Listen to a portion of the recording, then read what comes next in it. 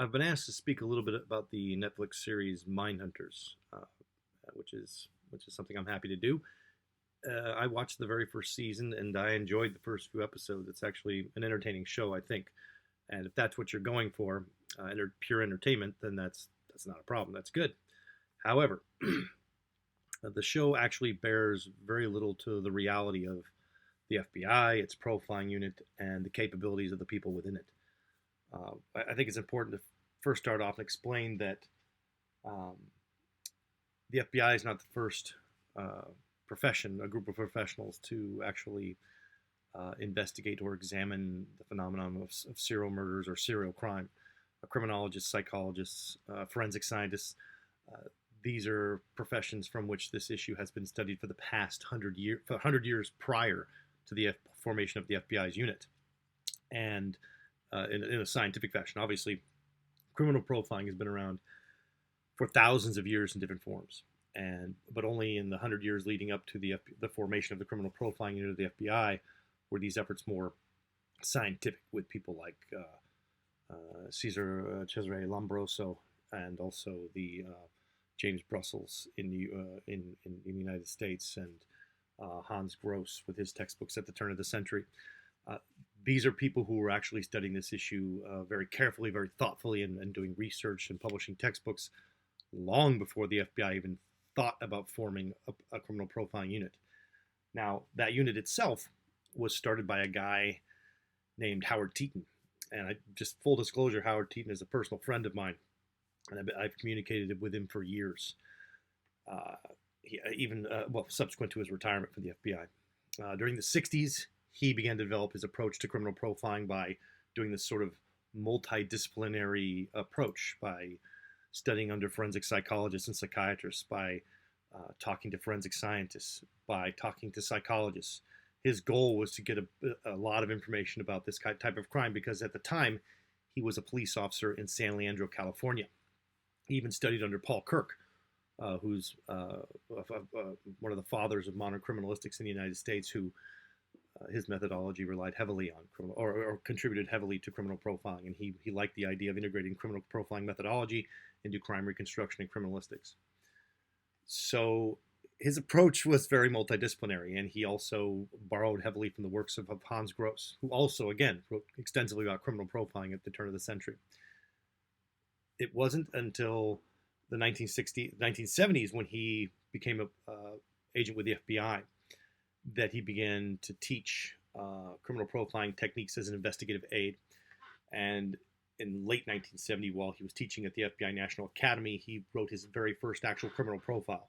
So he was self-taught in terms of finding all these different people to study under, developing his own kind of rudimentary method, and then putting it into practice after teaching about it at the academy. So he didn't do it alone. He actually had other people that he was working with, like Pat Mullaney and Jack Kirsch. Jack Kirsch was actually the agent that started the FBI's profiling unit in 1972. And they did it with as criminal profiling. They also did hostage negotiation. It was a number of things going on there. It wasn't until much later, in the 80s, that people like Robert Resler and John Douglas got involved, along with Roy Hazelwood. And those individuals wanted to make it more scientific, so they developed what was called the Criminal Profiling Project. And they decided they were going to go study 36 offenders, people who have committed serial murder and people who had committed single sexual homicides. So not everybody they studied was a serial murder. They studied 36 people.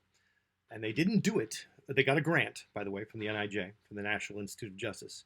And they didn't do it based on anything other than interviews. They went and they talked to them. So when you've seen the TV show where they've got access to criminal files and they've got access to photographs of crime scenes, that's not real. They never had that, because the local law enforcement agency controlled all that information and all that evidence.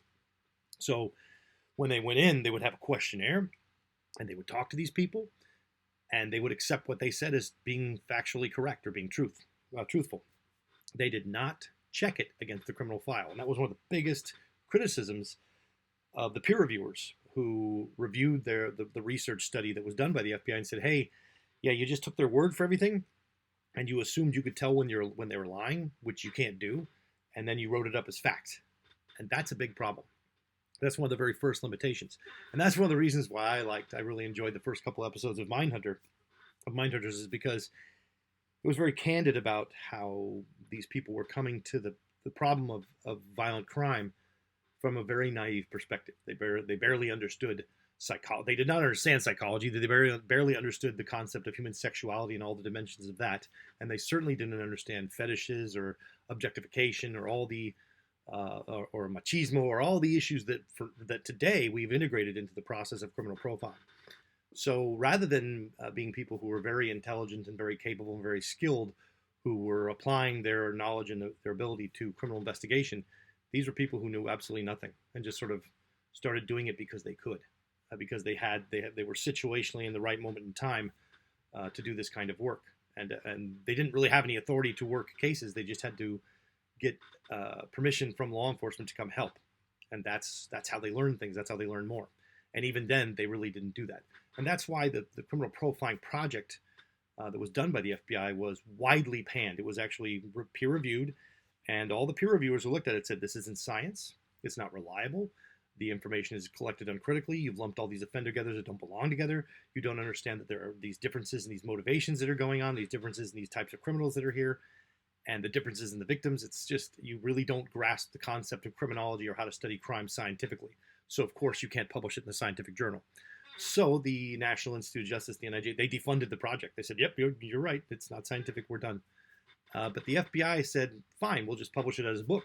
And they did. They published it as a book called Sexual Homicides, Patterns and Motives, without any reference to the peer review that had been done on it that said it was not reliable. And that book is used all the time as a basis for further scientific inquiry and theorization, even though it has no factual basis whatsoever. It's just a set of theories that were come up with that were never validated. And the FBI's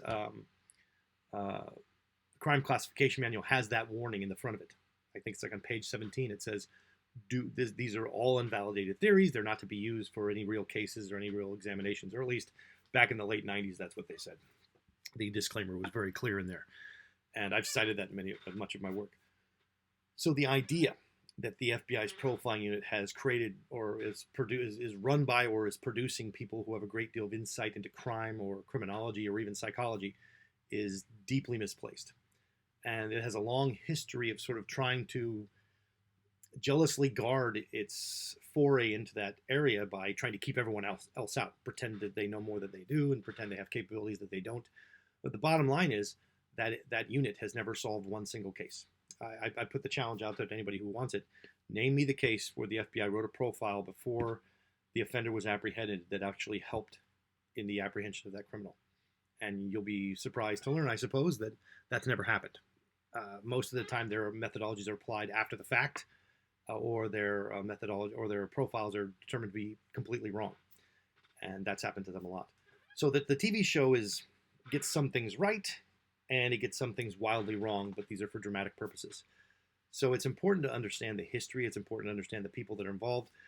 These are not scientists. They're barely criminologists. They're definitely not psychologists. They're definitely not people who understand crime or the dimensions of criminology, or even how to conduct proper investigations or even proper interviews. But what they do have is one thing, and that is a lot of really good PR. The FBI has always had a really good PR machine working behind it to make sure that what they're doing gets out there, to make sure that the cameras are always rolling. There's always a press conference. Everybody's dressed very nice, and they all sort of do things in lockstep formation. They testify very well.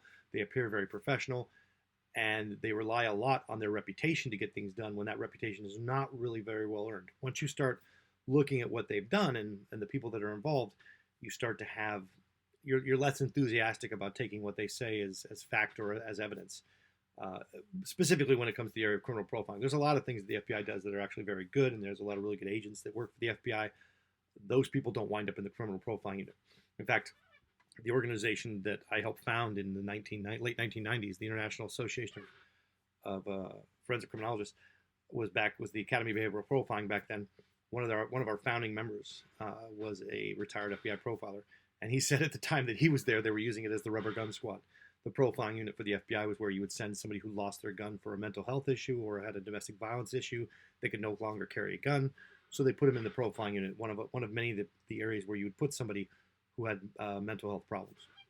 So anyway, it's very it's a very interesting and enlightening history. But if you're interested about this a little bit more, there's actually a number of books that you could read. But I strongly recommend uh, a book called, let me look it up here real quick, by Denevy and Campbell, and it's called Into the Minds of Madmen: How the FBI's Behavioral Science Unit Revolutionized Crime Investigation. It's published by Prometheus Books. It was published in 2004, and it is really interesting because it interviews these guys. These guys who did the book had really good access to the FBI's profiling unit, and they write about a lot of the inside stuff that's going on, a lot of the infighting, a lot of the jealousy, a lot of the egos, a lot of the politics that really shaped and helped to make that unit so ineffective and to make it so reliant on good press. Um, Really, it's a testament to the power of publicity over reality. So hopefully that's given you some of my perspective. Like I said, I enjoy the program. It's not terrible. It has some very enjoying elements to it, but it's not, and it's based somewhat in some reality. But a lot of the things that are in there are just not true. Specifically, there aren't people working with the FBI who have a very deep understanding of crime or criminal behavior. In fact, uh, they get lied to a lot. They get a lot of things wrong, and they misunderstand a lot of things. They do a lot of generalizations, and it's really unfortunate because they've had the opportunity to develop and grow, but instead of doing that, they're very political, and there's a lot of infighting and a lot of politics that hurts a lot of people. So that's my take on it, and hopefully you'll find some use in that.